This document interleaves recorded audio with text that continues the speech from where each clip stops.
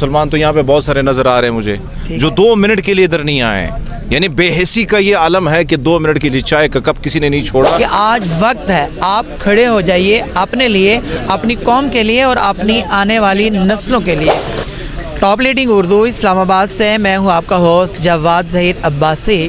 ناظرین گرامی، آج اسلام آباد کے مرکز F6 میں بھی فلسطین کا سا سما ہے۔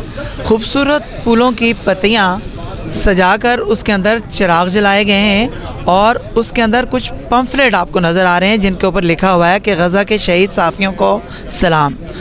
100 دن اور 110 صحافی شہید، اور میرے ساتھ موجود ہیں اسلام آباد کے ایک مایہ ناز صحافی، نوجوان صحافی کہ جو کوئی بھی پروٹیسٹ ہو آپ کو صفحے اول میں نظر آتے ہیں۔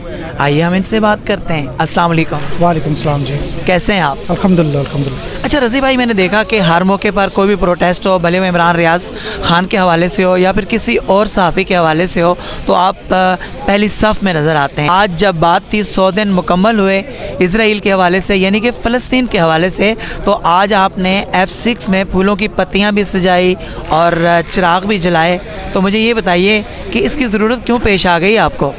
دیکھیں جی، اسرائیل کی جارحیت 7 اکتوبر کے بعد سے لے کر اب تک 100 دنوں میں 110 صحافی شہید ہو گئے ہیں۔ میں پوچھنا چاہتا ہوں ہمارے بڑے بڑے صحافیوں سے جو اپنے آپ کو صحافیوں کے نمائندہ کہتے ہیں، اور ہم جب پاکستان میں کسی صحافی کے ساتھ کچھ ہوتا ہے تو ہم کہتے ہیں دنیا میں ہماری آواز اٹھائی جائے، لیکن غزہ میں جو جنگ میں کے اندر صحافی اپنی جان کھو رہے ہیں، 110 صحافی شہید ہو چکے ہیں، کیا ہمارا حق نہیں بنتا کہ ہم ان کے لیے آواز اٹھائیں؟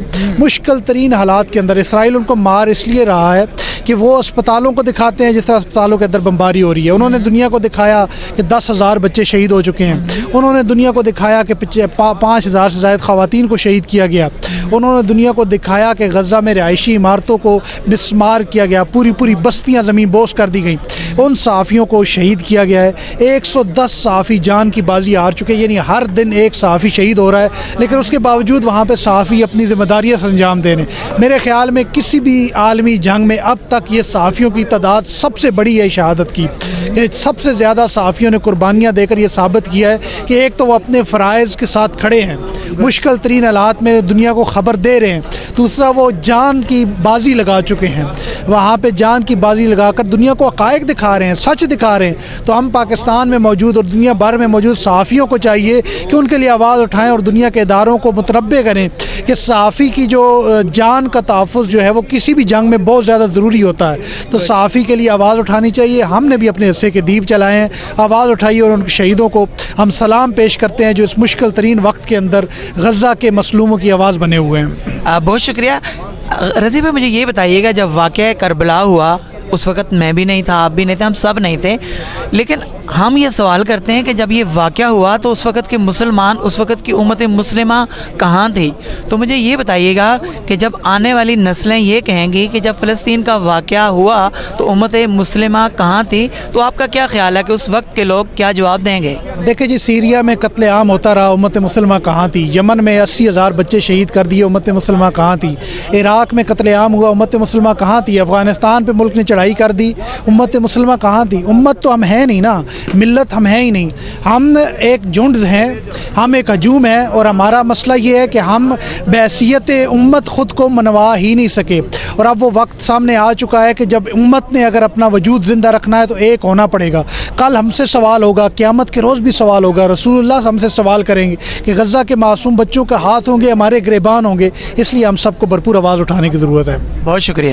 کیسے ہیں آپ؟ جی میں بالکل ٹھیک، آپ کیسے ہیں؟ اچھا، پوری دنیا تو یہ سمجھ رہی ہے کہ یہ امت مسلمہ کا مسئلہ ہے، لیکن آپ سنگھ برادری سے آپ کا تعلق، سنگھ قبیلے سے آپ کا تعلق، لیکن یہاں پر آپ فلسطین کے ساتھ کھڑے ہیں۔ دیکھیں، فلسطین کے ساتھ کھڑا ہونا ہوگا، اس کی وجہ یہ ہے کہ آپ نے جو بات کی کہ مسلمانوں کی جنگ ہے، مسلمان تو یہاں پہ بہت سارے نظر آ رہے ہیں مجھے جو 2 منٹ کے لیے ادھر نہیں آئے، یعنی بے حسی کا یہ عالم ہے کہ 2 منٹ کے لیے چائے کا کپ کسی نے نہیں چھوڑا، کہ جو ظلم جو زیادتی وہاں پہ ہو رہی ہے مظلوم فلسطینیوں پر، ہم بھی ان کے ساتھ کھڑے ہو جائیں۔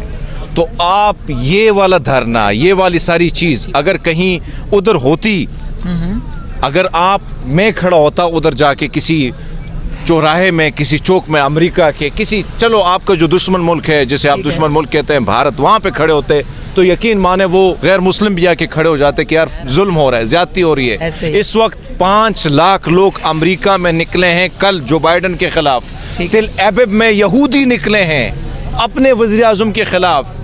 लेकिन बेहसी का आलम यह है कि लो चाय सूप पीने के लिए तो बैठे हैं, लेकिन 2 मिनट किसी को नहीं मिले कि वो आके यहाँ पे उन शोदा की बात करे, उन 113 सहाफ़ियों की बात करें जिन्होंने जुल्म, जो जालिम इसराइल है उसका चेहरा, उसका जो वो चेहरा बेनकाब किया जो दुनिया, उस दुनिया को नहीं मालूम था। आज पूरी दुनिया में आप देखें सबसे ज़्यादा एहतजाज मगरिब में हो रहे हैं। उसकी वजह क्या है? उसको लोगों को पता चल गया कि मासूम बच्चों को जिस तरीके से उन्होंने उनके गले काटे हैं। आपने जितनी भी जंग व जदल देखी होगी, आप चाहे माजी में जाएं, बड़ी बड़ी जंगें हुई हैं, लेकिन एक चीज़ हमने उसमें देखी है, कभी मासूम बच्चों पर, कभी ख़वातीन पर, कभी हस्पताल पर, कभी इबादत गाहों पर किसी ने हमले नहीं किए। नेतन्याहू वो दरिंदा है जिसने कोई जगह नहीं बख्शी, न मासूम। इस वक्त 70% ख़वातीन और बच्चे इस जंग में शहीद हो चुके हैं। 113 सहाफ़ी जिन्होंने अपनी जान के नजराने पेश किए, जो चाहे वो पाकिस्तान के सहाफ़ी हैं या दीगर सहाफ़ी हैं। जिस तरीके से यहाँ पे कतगने हैं, पाबंदियाँ हैं, आवाज़ बुलंद करने में हमें मसाइल हैं, इसी तरह उनको भी है। लेकिन उनको खिराज तहसीन इसलिए पेश कर रहे हैं कि वो जंग व जदल में वहाँ पे जिस तरीके से मिसाइल बरसा रहे हैं, उसके बावजूद वो वहाँ पे रिपोर्टिंग करके आप तक लम्हा बलम्हा एक एक चीज़ पहुँचा रहे हैं। यही वजह है कि आज पूरी दुनिया में सिर्फ गैर मुसलमान नहीं, मुसलमानों का तो आलम ये है आपके सामने है। 57 मुल्क में 4 मुसलमान मुल्क सिर्फ खुल के बात करते हैं। कितने खुल के बात कर रहे हैं? कितने एहतजाज आपके इस्लामाबाद में हुए हैं? कितने कराची में, लाहौर में हुए हैं? यहाँ पे कितने लोग आपके साथ जमा हुए हैं? हम सहाफ़ी आए किस टाइम से आए? कितने लोग हुए हैं? तो ये जंग जो है ये जालिम के ख़िलाफ़ है। मज़लूम के साथ खड़ा होना, मैं बहैसियत एक सिख मैं अपना फ़र्ज़ समझता हूँ। इस वक्त जुल्म हो रहा है, ज़्यादती हो रही है, और जब तक ये जुल्म बंद नहीं होगा हम अपनी आवाज़ बुलंद करते रहेंगे।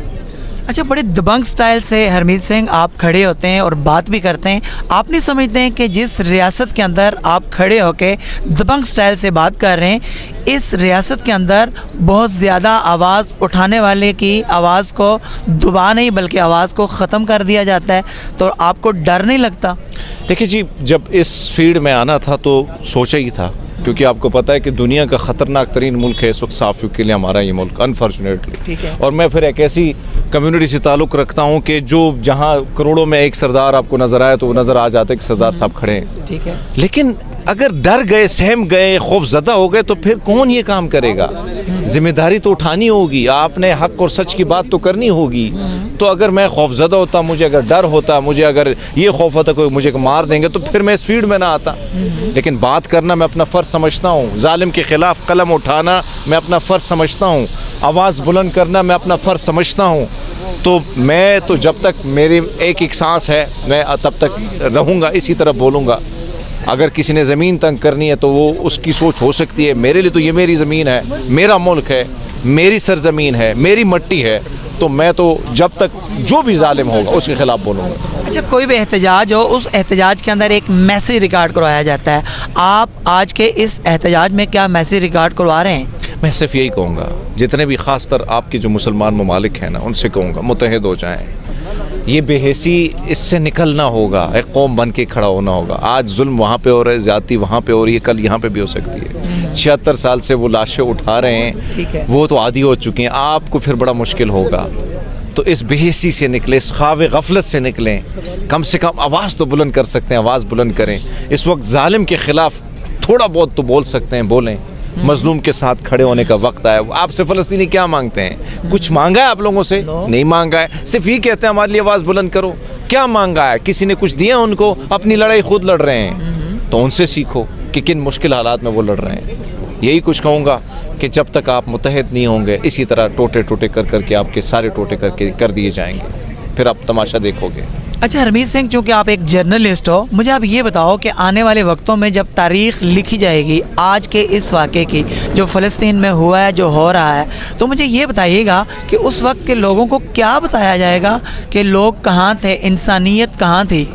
देखिए जी, ज़ाहिरी बात है, तारीख़ के स्याह पन्नों में फिर आपका नाम लिखा जाता है, फिर उस बाप में नाम लिखा जाता है जिस पर लोग थू थू करते हैं, लानतें भेजते हैं। तो ये तो तारीख है, ये दुनिया आपकी गवाही देती है, दुनिया बताती है पूरी दुनिया को कि किस दौर में जब जालिम और मजलूम की जंग थी तो कौन किसके साथ खड़ा था।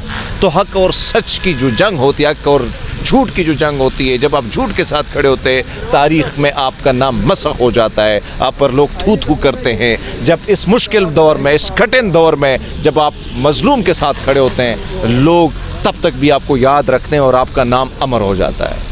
बहुत शुक्रिया। नाज़रीन ग्रामी, ये थे हरमीत सिंह जो बड़े दबंग स्टाइल से अपना मैसेज रिकॉर्ड करवा रहे थे और स्पेशली ये अपना एहतजाज रिकॉर्ड करवा रहे थे। इनका ये कहना था कि आज वक्त है, आप खड़े हो जाइए अपने लिए, अपनी कौम के लिए और अपनी आने वाली नस्लों के लिए।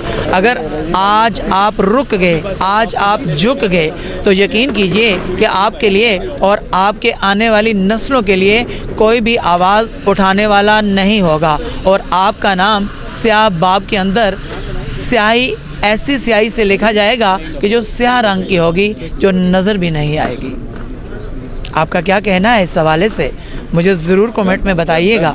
टॉप लीडिंग उर्दू इस्लामाबाद से जवाद ज़हीर अब्बासी को इजाज़त दीजिए। अल्लाह हाफिज़।